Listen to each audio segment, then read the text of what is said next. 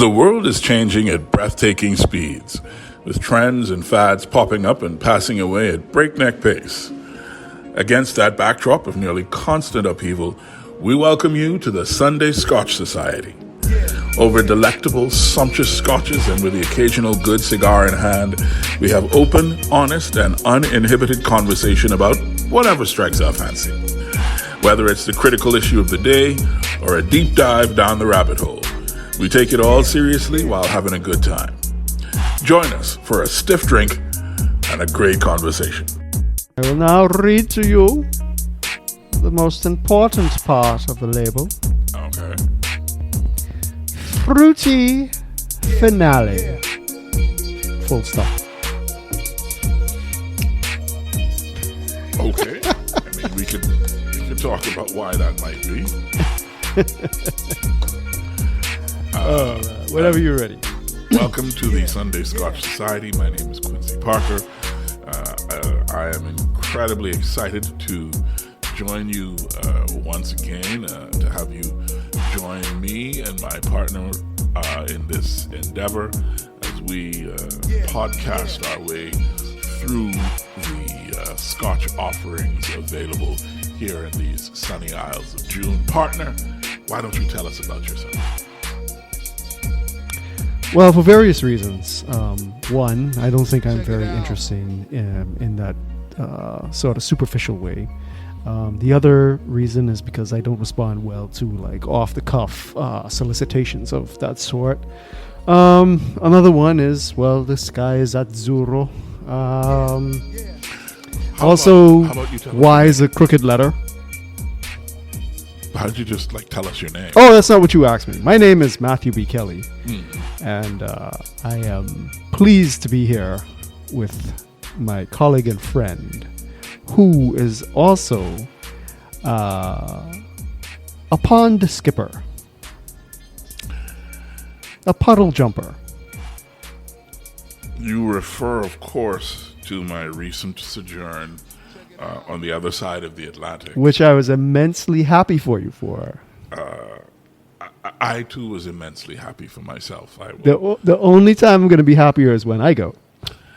Let me tell you, my brother, I am going to arm you with such information so that when you land, you will be able to maximize your enjoyment of the magnificence of the city of London, Londinium, Londonwick, all of its names from history.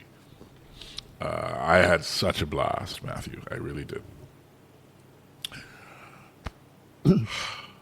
Well, one of the first pictures I got was a whiskey house. The Whiskey Exchange. Oh. I talked about it a little bit on the last pod. I talked about the fact that I have been reading the writings of the people from the Whiskey Exchange ever since I started drinking single malt whiskeys back in 2001. BC. Yeah, not BC. I mean, I'm old, but I'm not that old, bro. So the Whiskey Exchange it's a London-based operation, and in addition to 2 stories of incredible single malt and blended whiskey offerings, they also have a really amazing tradition of writing. Literature on whiskeys. They write about history, they write about technique, they write about production, and they have a really solid track record in terms of ratings and rankings of not just whiskeys, but all manner of spirits. But their whiskey ratings and rankings are accepted almost universally as not only fair and accurate, but sort of, I don't know what the word is. They're right on point, as we would say, So I'm walking along the Strand, and I say to myself, I want to buy some whiskey. I go to Google and Google whiskey shops near me, and what pops up but the Whiskey Exchange? All right. It was a 3-minute walk from where I was at the time. And so what started off as a serendipitous, hey, I'd like to buy a bottle of whiskey, absolutely became a pilgrimage. Absolutely, buddy.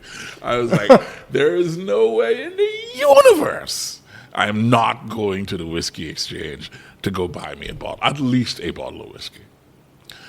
And the bottles that I bought were the Loch Lomond 18, which is their whiskey of the year. And I bought a bottle of the Glenturret Triple Wood, which is the bottle that we are going to be trying together today. And I'm a huge fan of Glenturret. It's a really, really small distillery, like really small. They literally have 2 stills, right? They have the fermentation still and the aging still. And that's it. They put out, maybe 30, 40,000 cases of whiskey a year, which is minuscule when you talk about, Glenlivet, for instance, with their 700,000 cases a year, So this is a really small, intimate operation. It's actually Scotland's oldest licensed working distillery, was licensed in 1763. And I want to be clear, I'm not saying it's the oldest distillery just because there are older distilleries, but they did not get licensed. So they were operating illegally. And Glenturret was the first to actually be licensed to operate as a distillery to make Scotch whiskey.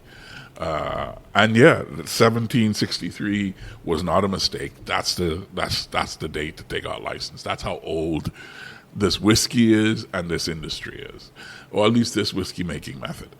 And so it's a great story. You can look it up. One of the things that I think is incredible is their master distiller is a guy named Bob Dalgarno. Bob Dalgarno used to be a master distiller at the Macallan. He worked there for like 30 years, and then he retired.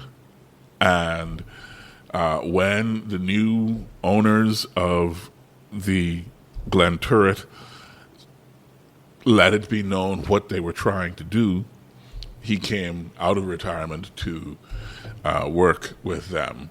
And he is creating these incredible whiskeys with them. And as for what they're trying to do, before we started recording, I was telling you, this company, this distillery used to be owned by Edrington, which is the charity company that owns the Macallan, Highland Park, the Glenrothes, the famous grouse.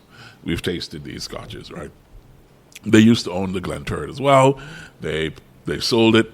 They bought it back, and then they sold it again a couple of years ago because it's so small, and they didn't want to over commercialize it, but they also wanted to really spend a lot of time and energy and focus on the Macallan brand.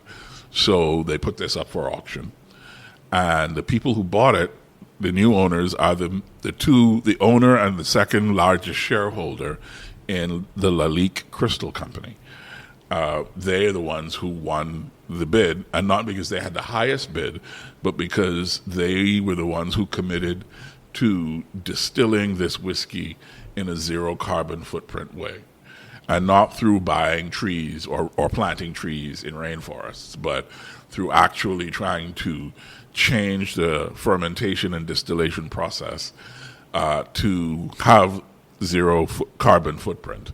And, that spoke to the Edrington people. It also spoke to Bob Delgado to have the challenge to make this whiskey in a carbon neutral way, but have it taste incredible and have what is in the bottle be still the star of the show, while the process to get there does not create a harmful effect on the world around us. In that case, I invite you to do the thing. We haven't seen each other in a little bit. So right. So I don't know why you're making me wait. I'm not. Ladies and gentlemen. Anyway, I'm going to tell everyone. I can leave that alone. What I was trying to say, Matthew, was that if life is short, man. If you wish, you can do the thing. I was gonna say, why don't you do the thing this time? So, why don't you do the thing?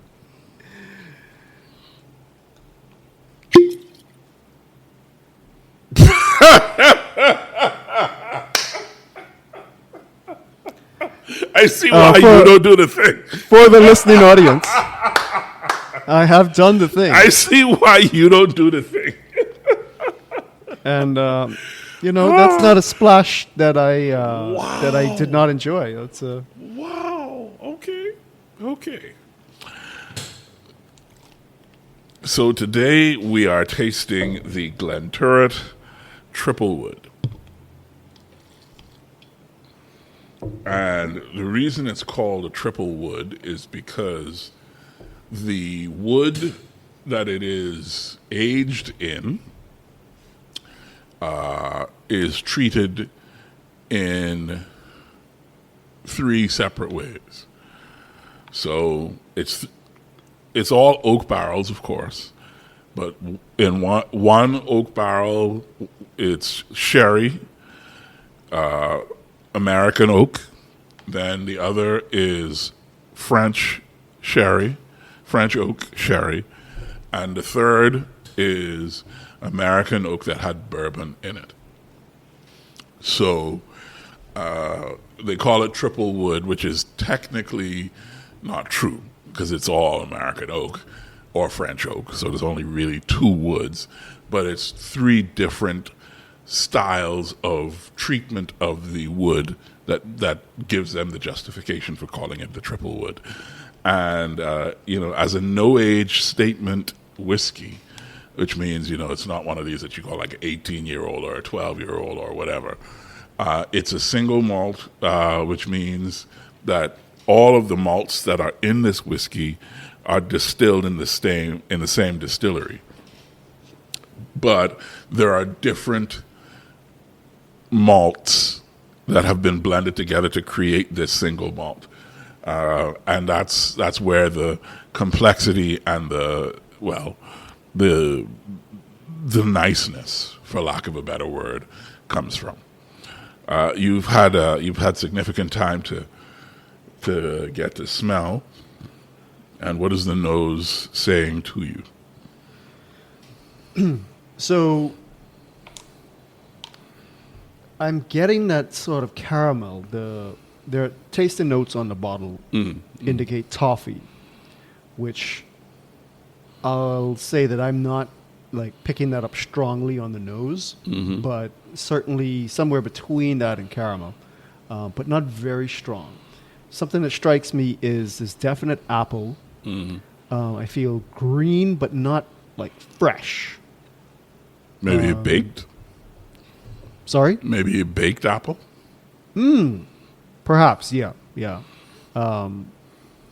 Doesn't make any sense at all, but what popped into my head is an aged apple. Okay. And then aged apple. All right. I'm getting wood notes, but nothing that I could particularly identify. So, and we'll see how that is on the tongue in just a little bit. And as we're doing the nosing, one of the things that I came across most recently was a sort of a different take on how to do the nosing of a single malt whiskey, or any whiskey really, or any strong spirit. I'm listening. The Macallan guy that we spoke to, Reed Parker, talked, and showed a much more direct stick your nose in the glass type technique. But I spoke to a gentleman, Joffrey Markle, who is a whiskey consultant in the region, and his technique is, to hold the glass a good 6 inches or so away from your nose, and let the aroma come to you, as opposed to sticking your nose right in there. Because what happens with the really strong whiskeys or strong spirits is that the alcohol blows out all of your olfactory senses. So if you stick your nose right in there, all you're going to do is inhale a bunch of alcohol, so you can't really smell any of the other aromas anyway. So maybe find a comfortable distance between having your nose stuck straight in and, a little, about six inches or so away from your nose. Yeah, I have seen people advocate sort of going between. Mm-hmm. But the whole discussion around, the whole idea about what is affecting what in the olfactory senses, and which volatiles you're more likely to pick up at which distances, et cetera, et cetera. At the end of the day, it is interesting. It's a bit of an art as far as I'm concerned. Mm-hmm. But my recommendation to a newbie being promoted to a neophyte is that you should don't overthink it. Yeah. You know? Yeah. Joffrey and I had a conversation also, in the same conversation, forgive me, we also talked about something that you like to do, the drop of water. Yeah. Right? Which he recommended a single drop, as opposed to a couple of drops. And his reasoning was scientific, right? The chemicals that the water is reacting with after the single drop, it's as if they are like metal filings to a magnet, right? They become uniform in their attraction to the water, and that's why you get all of those different flavorings at the same time. If you put in too much water, then it just muddies up the whole process. And by the same token, after you put your drop of water in, you're not supposed to stir it up. You're supposed to just drop the water in, let those chemicals do their thing, and then taste. Right. I don't remember ever mixing myself. No, I'm not talking about you. I'm saying I've seen people who put the water in and then stir it up and think that they are enhancing their drinking experience. Right. No, so sorry, I wasn't trying to say that you had accused me of that. But I've definitely, the recommendation I have seen around is pretty much that, with a little bit of leeway, with people saying definitely no more than 3, but the preference being 1. Yeah. To me, I having done a lot of tasting with and without the drop of water, I personally just prefer it without. I know that the aficionados really do recommend that drop of water to open up all the flavors. But for whatever reason, that just doesn't appeal to me. I don't know.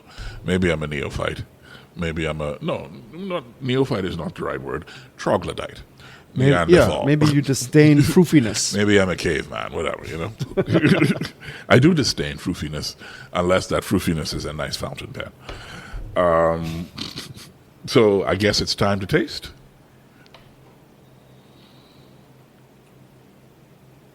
First impressions.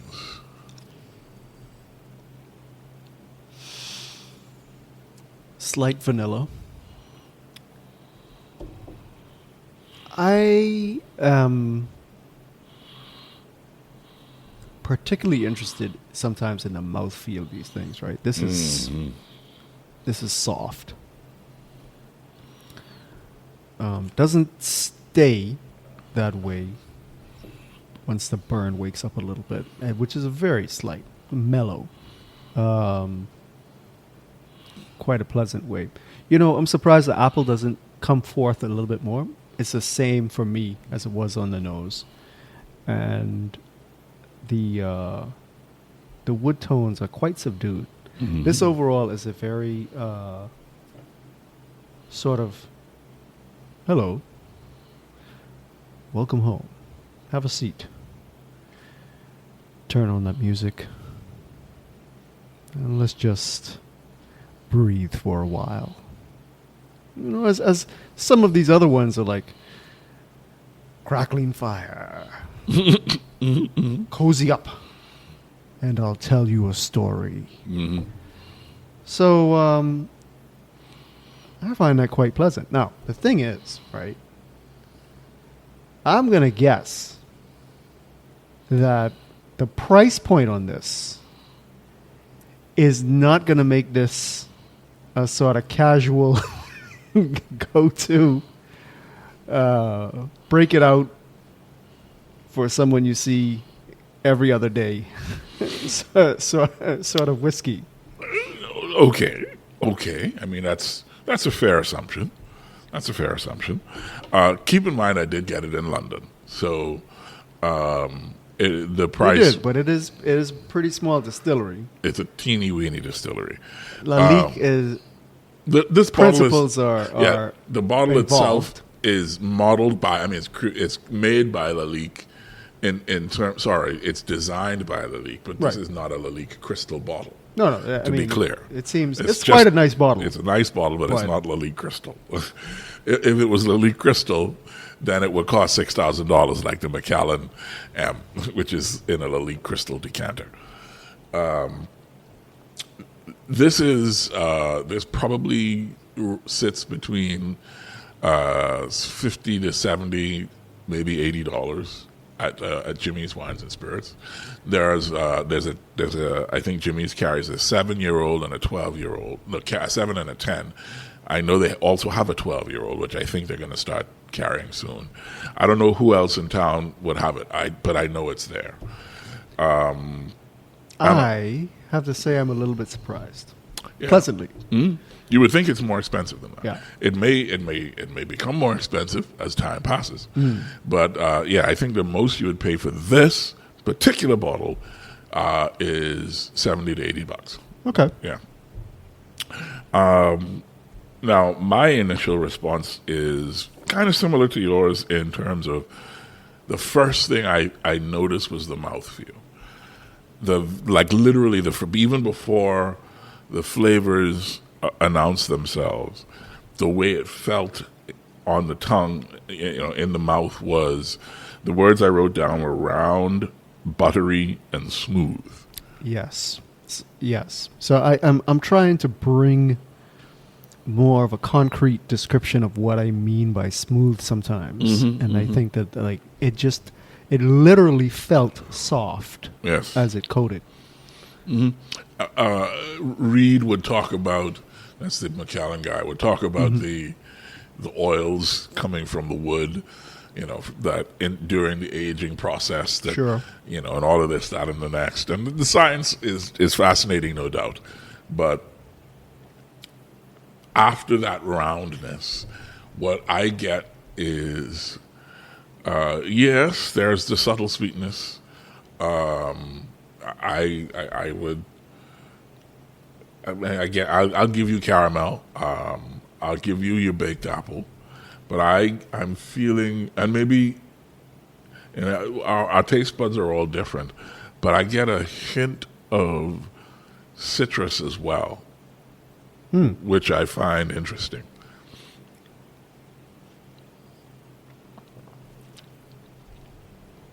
And a very, very light smokiness. I could call the smokiness woodiness, and it's almost hitting those same.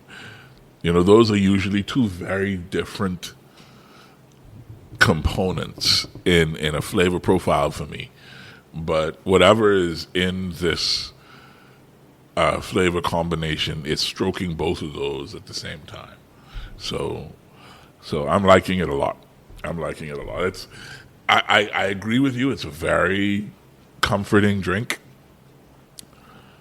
which I think might be problematic because you sit down and sip and sip and sip, and before you know it, you've gone through a whole bottle.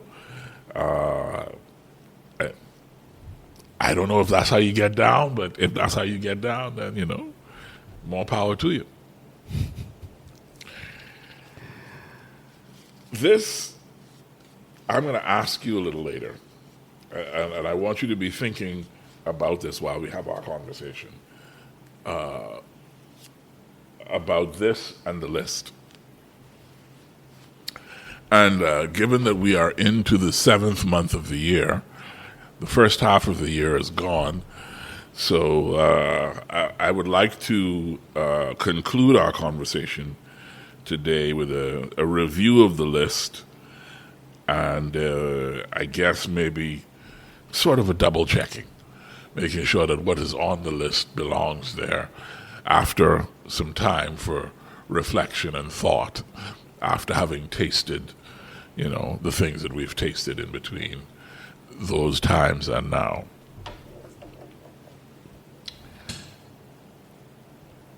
Fair enough.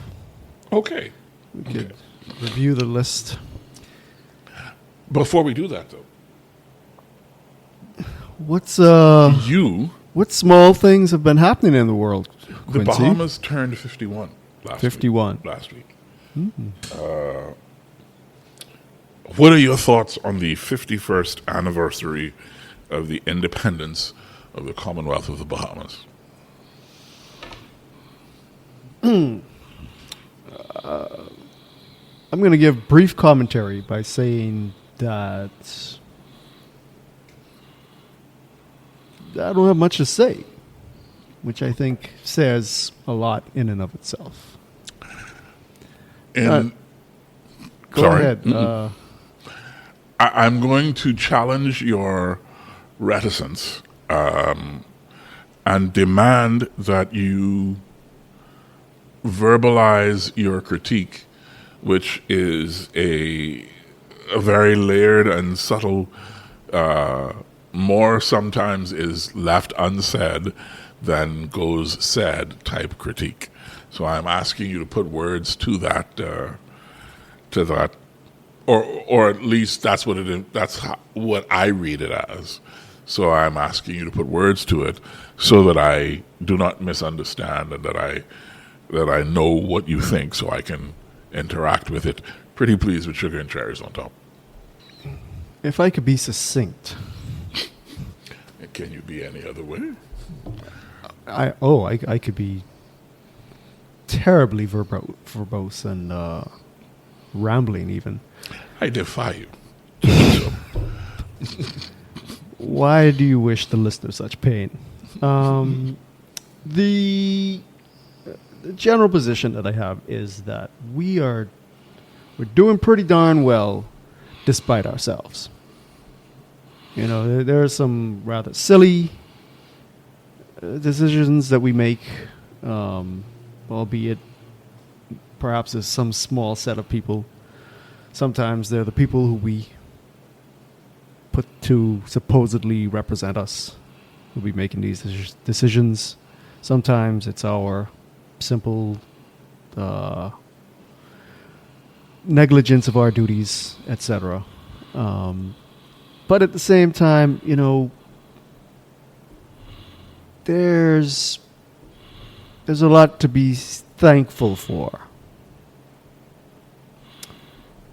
At 51 as a country, I think it is lamentable that we seem to have a very short public memory. Mm.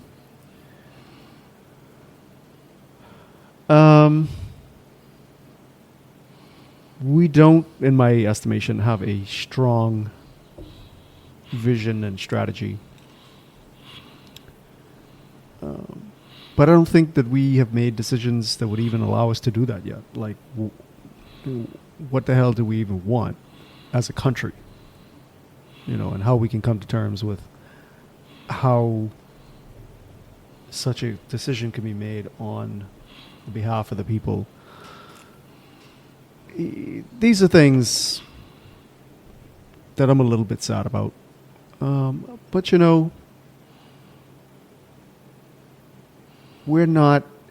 I'm not going to call any particular country's name. We're just not doing as poorly in a lot of ways than a lot of other people. And I think that is good. The primary thing is to not backslide and live to dream another day, I think. There are times when the gung-ho energy of progress is with you, and right now is not one of them with me. Maybe check me for 52. Well, I mean, thank God. If the universe wills it, we'll be here for 52, right?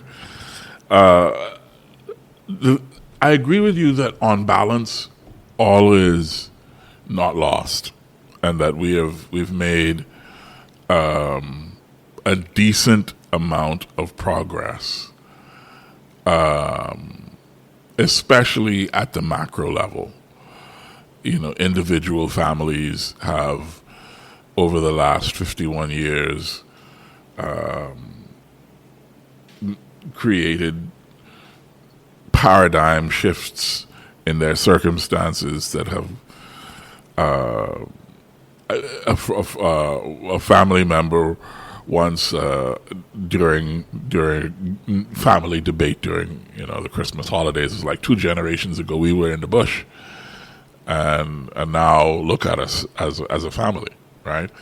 And I wonder. I had a conversation on a couple of days ago at an event with 2 interested, committed, caring young Bahamian men who are less than 40 years old, and our conversation was about the state of affairs in the country at large.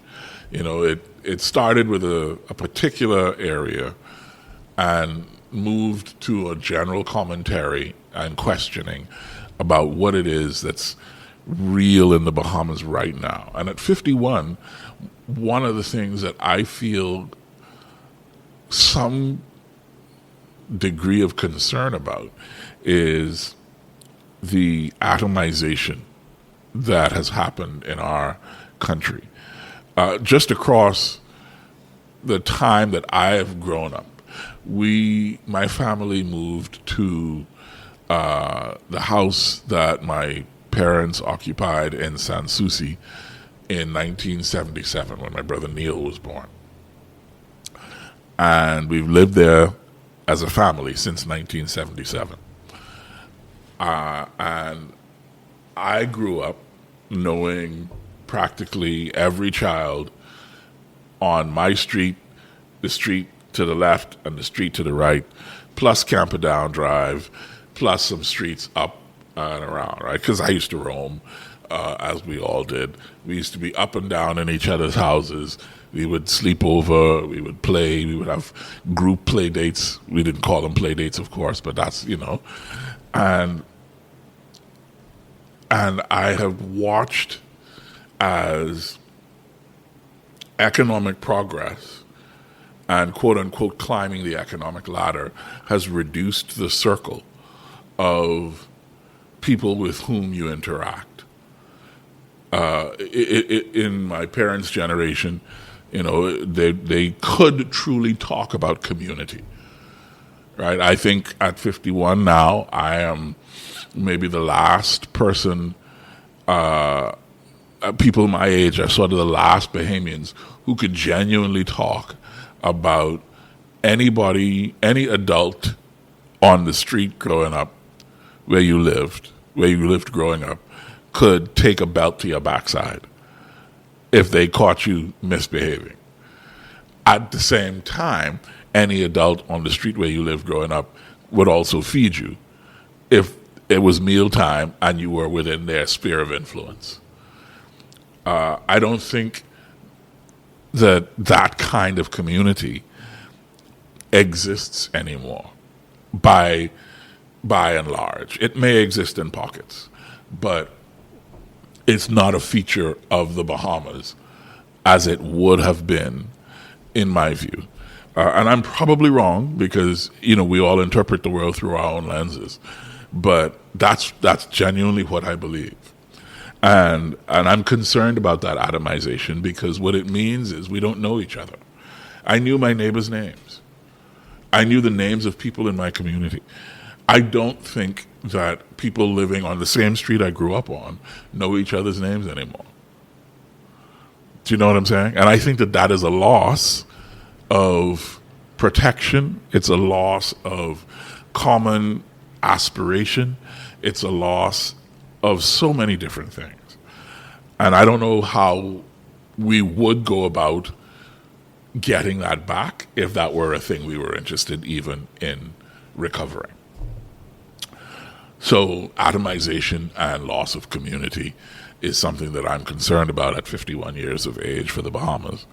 I'm also concerned about, and this is something that we've talked about on the show, our education culture, right? I continue to say it. When you go to school in countries that have strong cultural identities, the first thing you learn is why that country is great. They don't say it in those terms. They talk about history. You go to school in America, you learn American history as you are 3, 4, 5, 6, 7, 8, 9, 10 years old. Right? You go to school in the UK, you learn UK history. You go to school in Germany, you learn German history. You go to school in everywhere else in the world that has a strong cultural identity, you learn your country's history as you are learning and becoming yourself. So that I think the psychology, and you can speak to this, is that you find yourself in your country's story. And you assume ownership of that story as you find yourself in it. But in Bahamian schools, we learn world history. We don't even really learn regional history. I mean, in social studies, you might have read about Three Finger Jack and the Maroons, but you don't know nothing but Barbados or Grenada. You don't know nothing but St. Vincent and the Grenadines or St. Kitts and Nevis and Antigua and Barbuda. You don't know nothing about your neighbors, but you know a little bit about Africa, a lot about Europe, and a ton about old Europe in particular, and maybe a little bit about America too. And I think that culture in education is something that education ministers have continued to try to address. I don't know how many curriculum reform agendas have been passed since A.D. Hanna was a minister of education back in the 1970s. But our curriculum has yet to reflect the idea that the Bahamas is a culture worth studying, and that Bahamian history is important for Bahamian children to know. I see you have thoughts. Yeah, well, I wonder what the current curriculum is. I have an inkling that the curriculum that I went through, we're not that far apart, but I think that it did change between when you were in primary school and when I was in primary school. I'm not saying a lot. Mm-hmm. I would be interested to know where it is right now. About, I would say 10 years ago, I learned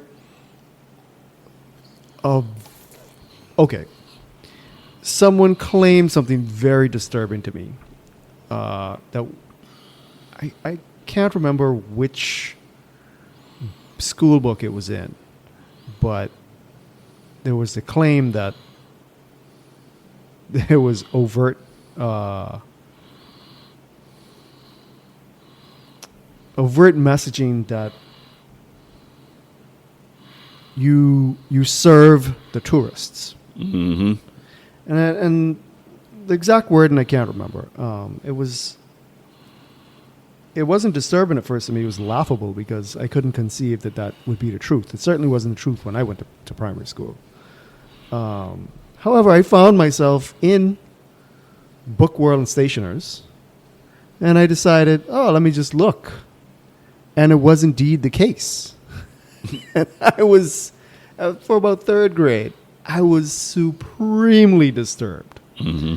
So, I don't know the curriculum now, but I think past evidence is sufficient to support what you're saying. I also, unfortunately, know some of the, just at a very long distance, but I know some of the workings of the Ministry of Education. And it is not in a particularly good place to make the changes that you are saying right now. I will make that assertion. Mm-hmm. I will renege on one's duty to give evidence to support. Mm. I think that's fair. But at the same time, I think that's fair. Here's the thing. I don't think that schools are negligible in negligent. No. I mean that their contribution is negligible. Okay, cool. In the creation of culture. Mm-hmm. But I don't think that they are primary either. The other inputs into how children are enculturated, I think, are more important. And unfortunately, they're more difficult to implement changes with. The home life, the parents, what they think, whether or not they are encouraging in curiosity or not, and which ideas they expose the children to or do not, etc. I think that's far more important. I agree with that, actually, but I think it's almost a which came first, the chicken or the egg question, because the parents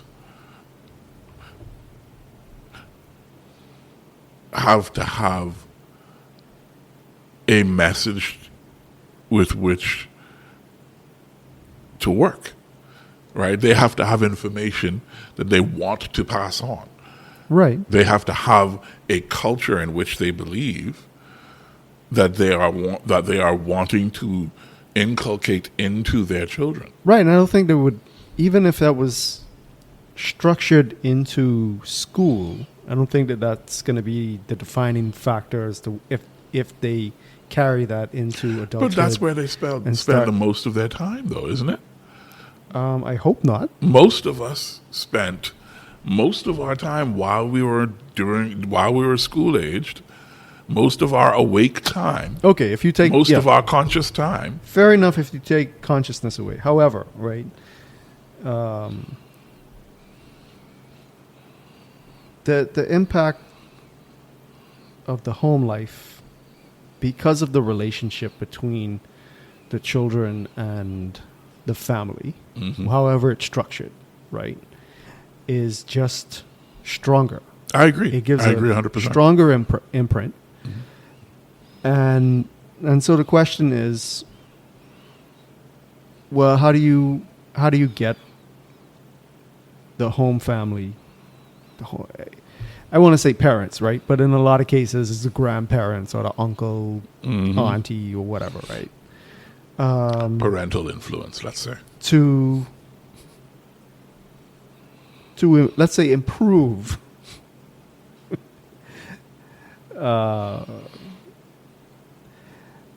are tough subjects, man. Sometimes you just got to take a break yourself and recharge and not contemplate the mysteries of the universe. I hear you. Which is not something that I say very often. Yeah. But man. No, if this is the beauty of the Sunday Scotch Society, right? We are providing public service in guiding our fellow dipsomaniacs to a place where they can enjoy with knowledge and information to deepen their enjoyment of a nice sip of spirits while they contemplate whatever they choose to contemplate, instead of the difficulties and craziness that so often afflict and beset us during the week, right? But I guess that also gives a great opportunity for us to get back to our conversation. I really wanted to talk to you about what the U.S. said about the Bahamas this week. Oh, really? What new drama is afoot? They say that the Davis administration is stalling on the full enactment of anti-corruption legislation.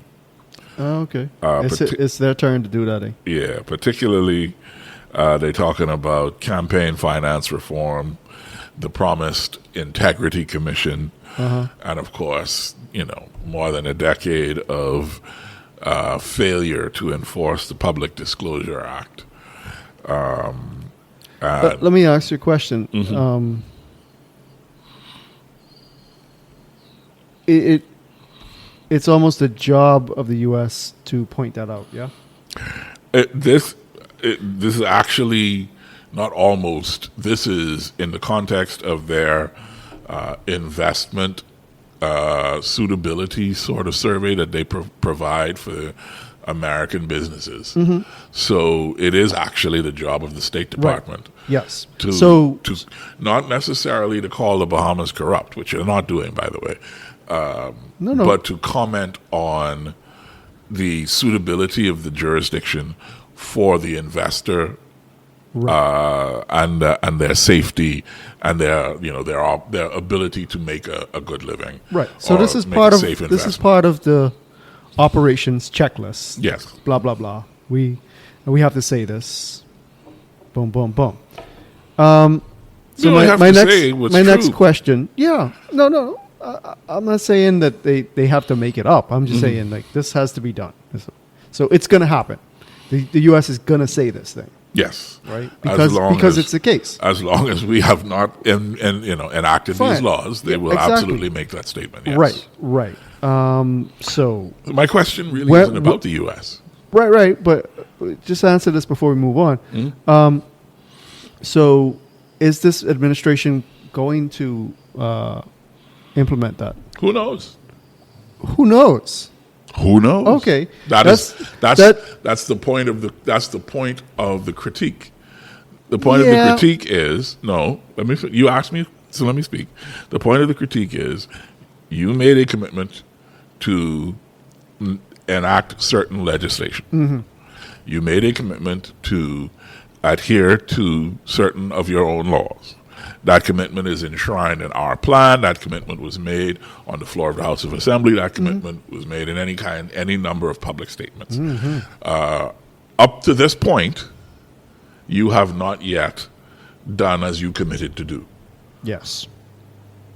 That is the U.S.'s statement, which provides for the Bahamian press an opportunity to simply say to the administration, when will you follow through on this commitment? The administration has then the opportunity to say, we will enact said law on said date. Yes. They have not said that. Right, because they have the opportunity to say it, but they're not obligated to say anything. obligated to say it. Unless the voting public makes it an issue, as they have with medical marijuana. Yeah. Here's the thing, man. Like,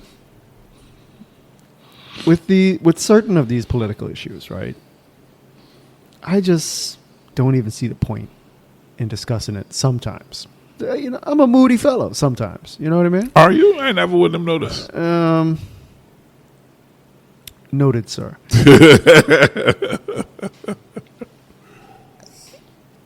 But between me and you, right? And just the one person on the other side of this mic hearing us through the speaker. Oh, it's so much more than one. Okay. It's just you, me, and the listener. Right. We know. Okay? The Davis administration is not going to do it. But I'm not calling them out because it's the Davis administration. Should there be a Pintard administration? The Pintard administration is not going to do it. And if Bahamian politics stays to pattern and there's another complete swing after the F&M wins the next time, if it happens, I'm not saying it will, but there's a pattern, and unless something happens to interrupt it, it will probably persist for a while in oscillation. The one after that, they're not. They're like, look at me. Look. So here's here's my problem with what you're I know saying. you have a problem, but just look at me. I'm looking at Look you. at me, Quincy. I'm looking deeply at you. Listen to me, listener. I'm hearing you. Right? Between the three of us, You, me, and the listener. we know they're not going to do it. So, And so so we could complain about it. So no. But let's see it for what it is. We don't know that they're not going to do it. Really? And here's how we don't know that they're not going to do it. If you and I had been having this conversation in 2013, 2014, and you and I were talking about the implementation of a value-added tax, the first external overt tax to be implemented in Bahamian history, you would no doubt be looking me in the eye and saying, we know they're not going to do it. They're not going to implement a tax. What do you get this the Bahamas? The whole point of the Bahamas is we don't have taxes. We know they're not going to do it. Well, see, that's where I disagree. Because I think that the set of pressures for that to come about, maybe this is hindsight. There's no maybe about it. It is definitively hindsight. I don't think so. Because I was in the press during that time. Right, but you didn't talk to me. You said you. And I know you didn't mean you, Matthew. I did mean you, Matthew. Okay. Well, because you said you, me, and the listener. Yep, that's fine. Listener? I really hope he's not accusing you. I will bear this one for all of us. Okay. I am pretty darn sure you pull my wife aside and you ask her what I thought pre-vat when all the discussion was starting to happen. I would not say, See, we know they're not going to do this. We're about to run out of time. But I will say, with disclosures and just being But they did it in 2011. accountable. The Public Disclosure Commission printed the report in 2011 of all those cabinet ministers and senior public servants who by law are mandated to report who did not do so. So it is not as if they have never done it. Right, and they learned a lesson. If you wish to see it that way, that's one way to see it. But I refuse to accept we know they're not going to do it. I refuse to accept that. I understand that may be your position. I accept that I could be wrong, right? If you were going to make a bet. I don't know that you really do. If you were going to make a bet.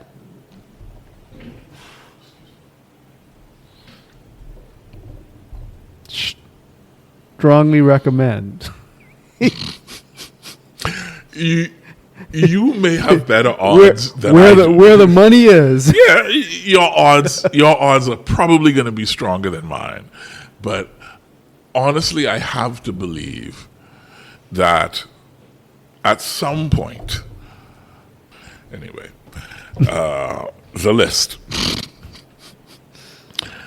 So what we agreed was that that scotches or spirits that we felt were a cut above extraordinary, that had something unique and fascinating and whatever, they would be put upon a list that we accept is arbitrary. We accept that there are all manner of caveats to be given, and so on and so forth. Nonetheless, we determined that the Sunday Scotch Society would have a list of its top 10 for every year. And the list so far, in no order of precedence, is the Macallan 18-year-old Sherry Oak,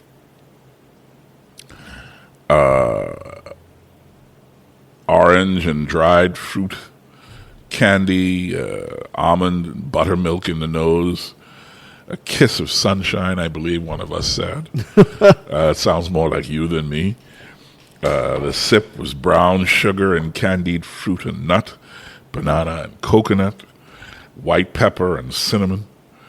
The list score for the Macallan 18-year-old Sherry Oak, Quincy gave it 5 of 5. I would have given it 6 out of 5 if I could. Matthew gave it 4.8 out of 5. Always room for improvement. Always room for improvement. The next thing that was put on the list was the Naked Malt. I don't know if you remember the Naked Malt. If you don't remember it, it probably needs to get struck off the list. But it is the one that is a blend of the Macallan, the Glenrothes, and the Highland Park. The bottle with no label on it. And it was delicious. But since you don't remember it, it is now no longer. No one said that I don't remember it. Oh, okay, good.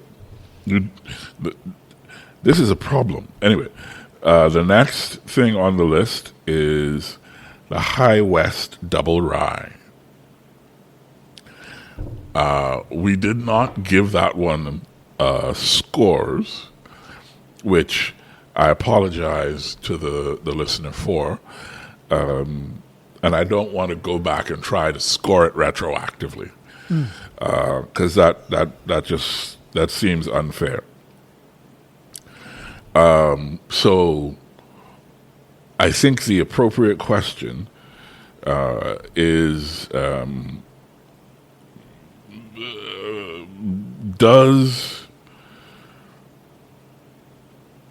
Does the Glen Turret Triple Wood make the list, in your view?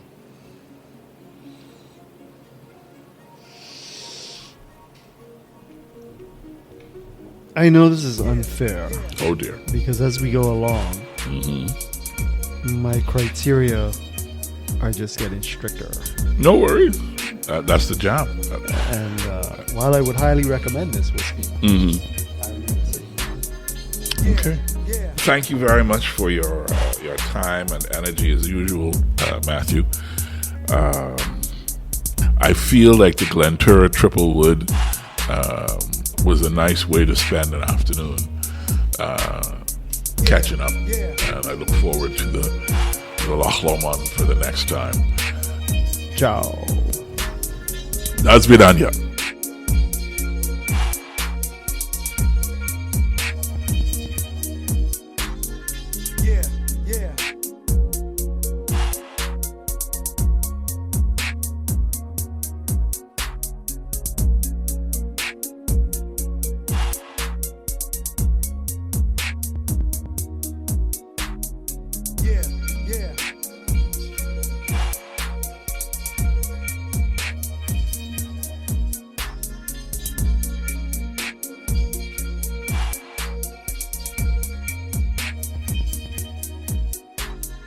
Check it out.